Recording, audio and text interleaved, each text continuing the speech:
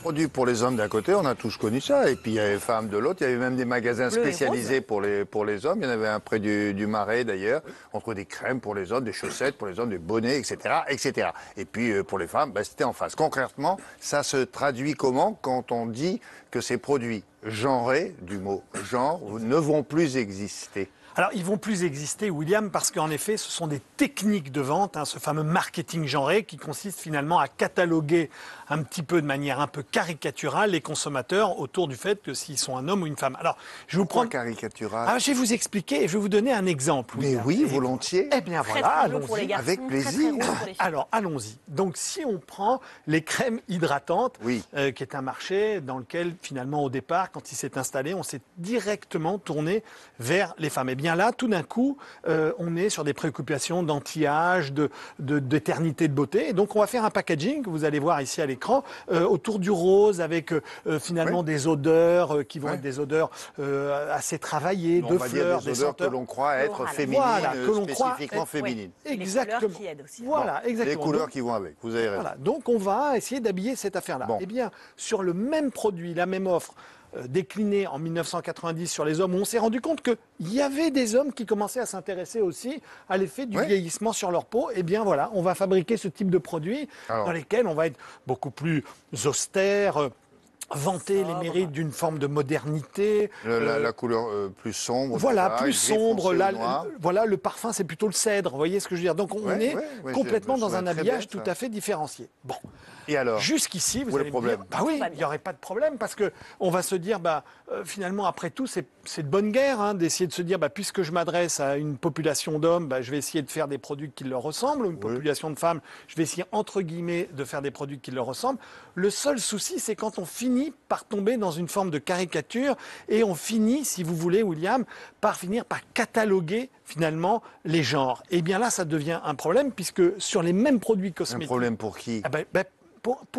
Ça va créer des stéréotypes et ça va finalement engager des comportements dans lesquels finalement les populations vont s'enfermer. Je vous donne un exemple très précis. Un autre, s'il vous plaît. Oui. Un autre exemple, on y va. C'est très vrai dans les jouets, par exemple, William. Oui. C'est vrai qu'en installant finalement dans l'univers des jouets les enfants en disant le rose est pour les femmes, eh bien je vais vendre finalement un appareil de couture ou bien des produits électroménagers, des petits aspirateurs pour les femmes. L'idée, c'est que certaines disaient, mais écoutez, un garçon peut jouer à la poupée s'il en a envie. Et inversement, une petite fille peut jouer avec un pistolet de cow-boy. Exactement. Qui les en empêche? Personne. À part les parents? Non, la société, la mentalité. Voilà, exactement. Eh bien, figurez-vous que ce phénomène de société a particulièrement passionné nos reporters Dimitri Poupon et Clément Younes, qui sont allés à la rencontre de ce phénomène. Regardez.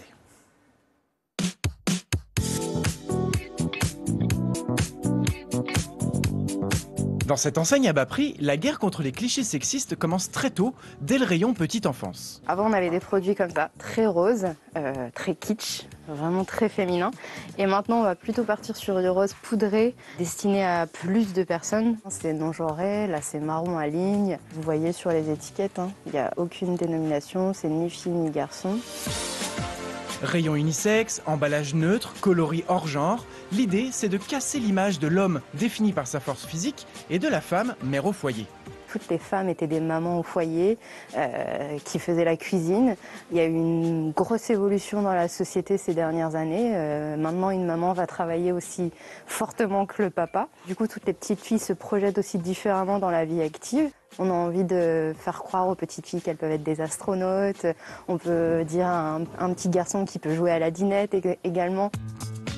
Et pour cause, selon un sondage de 2019, 45% des consommateurs estiment que les femmes ne sont pas correctement représentées par la publicité. Pour comprendre ces transformations dans les rayons de nos magasins, nous sommes allés interroger ce professeur d'école de commerce. Il faut bien comprendre que le marketing genré a contribué à créer un certain nombre de stéréotypes. Donc par exemple, l'idée que les mâles seraient dominants, seraient dans la performance, dans l'accomplissement, etc., alors que les femmes seraient dans la frivolité, dans l'esthétisation et dans les émotions.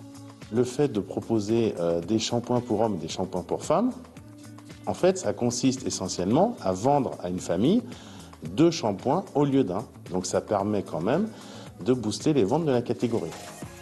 Mais pour les marques qui s'engagent, l'enjeu est double.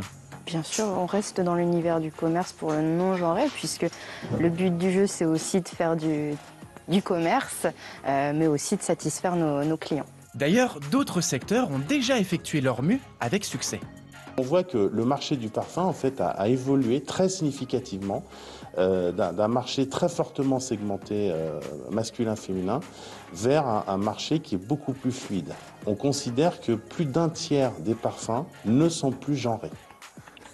Cela dit, question, est-ce qu'il y a une différence de prix? Est-ce qu'il y avait une différence de prix entre les produits destinés aux hommes et les produits destinés aux femmes? Vous avez montré deux crèmes là, pour le crème anti-âge. Bonne question. Alors, il y en avait une rose et une bleue. Il y en a une qui est plus chère que l'autre ou pas? Alors, tout d'abord, il faut savoir que ça a intéressé, dès les années 2010, les associations féministes, et en particulier les fameuses Georgette Sand, qui se sont dit, mais attention, nous, on constate de vrais écarts, et sur des produits bien précis, typiquement sur un certain nombre de services qui sont dits non compréhensibles par les femmes. Là encore, je mets des gros guillemets, c'est-à-dire la serrurerie, le déménagement ou les réparations automobiles. Ils ont enquêté. Oui, exactement, le bricolage. Ou alors, par exemple... Le bricolage, oui. dans la grande enseigne, vous savez qu'il y a plus de femmes. Et oui, mais dans l'imaginaire collectif, ça reste. Mais dans l'imaginaire collectif... Il y a des ateliers, dans l'atelier, quand vous apprenez à scier, à clouer, bien sûr, de femmes. Elles sont souvent même, en tous les cas chez moi, beaucoup plus douées que moi en tous les cas. Mais pourtant, je m'y intéresse énormément. Mais en tous les cas, ce que je veux dire simplement, c'est que ces logiques de prix, William, ont été identifiées. Et à l'époque, on appelait ça la taxe rose. L'État s'y intéressait sur l'histoire des prix. Et en 2015, on a décrété sur un certain nombre de services qu'en fait, il n'y avait pas d'écart.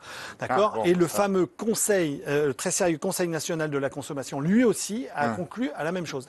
Avec un point particulier quand même, c'est que même s'il n'a pas noté des écarts de prix, il a quand même noté, et je cite ici, de grands écarts de stéréotypes sexistes dans la vente de produits. Sexistes, ah bon. Oui. Alors, qu'est-ce que ça veut dire? Oui.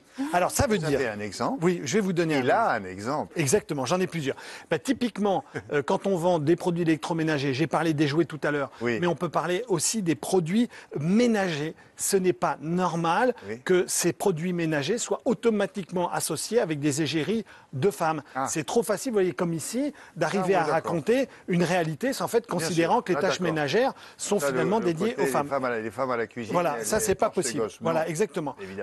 Autre élément, William, quand on sait qu'il y a un tiers des hommes en France qui déclarent que les tâches ménagères sont exclusivement réalisées par leur compagne, il y a quand même un boulot à faire. Alors, il y a un certain nombre de marques oui, il y a un boulot à faire terrible. Donc, il y a un certain nombre de marques qui vont contre ça. Donc, typiquement, je parlais des cosmétiques. Alors, je cite Kiehl's, Aesop ou Basic. Eux, qui ont adopté des emballages qui sont beaucoup plus neutres que ceux que je présentais en début de chronique, ou alors qui ont décidé de ne pas avoir d'égérie masculine ou féminine pour vanter leurs produits. Ouais, mais il y avait des rasoirs. Là, pareil. Il peut y avoir débat. Voilà, exactement. Sur les rasoirs. Non, parce qu'entre votre mollet et ma barbe, moi, il me faut 5 lames. Et vous, c'est pas nécessaire. Mais c'est les mêmes. Donc, voilà. Donc, il faut qu'il y ait marqué, ça, c'est le rasoir pour Caroline, ça, c'est le rasoir pour William. Exactement. Vous voyez, mais en l'occurrence, ça ne doit pas être plus cher. C'est toujours le même système, parce que sinon, il n'est pas nécessaire que le rasoir il soit rose et le mien bleu. Alors justement, figurez-vous que sur les jouets, dont on a parlé tout à l'heure, il y a une étude anglaise qui dit que 89% des jouets pour les petites filles sont roses, à peine 1% des jouets pour les petits garçons sont roses. Donc ça veut dire qu'on a quand même encore un boulot pour sortir de cette logique-là. Et Monsieur Patate? Arrivé à Monsieur Patate. Alors oui, vous connaissez Monsieur Patate, bien sûr, fameuse égérie. Eh bien lui, Monsieur Patate n'existe plus parce que Hasbro, le fabricant de jouets, a décidé de supprimer et Monsieur Patate et Madame Patate, qui vont s'appeler aux États-Unis Potato Face, en gros tête de patate, de façon à faire en sorte qu'il n'ait plus soit plus genré ce jouet-là. Voilà le travail qui est fait. Alors là, je comprends pas. Il y a des. Parce qu'ils veulent enlever le monsieur et le madame. Il y a un couple de monsieur et madame. Ça existe. Parce que finalement, on rentre. Non, mais attendez, les couples, ça existe. Bien sûr. Rassurez-moi. Mais donc, monsieur et madame Patate. Voilà, monsieur Patate. Pour ceux qui habitent à côté de chez vous, monsieur et madame Patate, ils habitent à côté de chez moi. Alors, vous direz, à côté de chez moi, c'est les patates. Voilà, c'est fini. C'est comme ça. En tout cas, ça existe. Voilà. Et Rodolphe vous a expliqué pourquoi, avec des exemples. Oui, des vrais exemples. Merci bien, Rodolphe.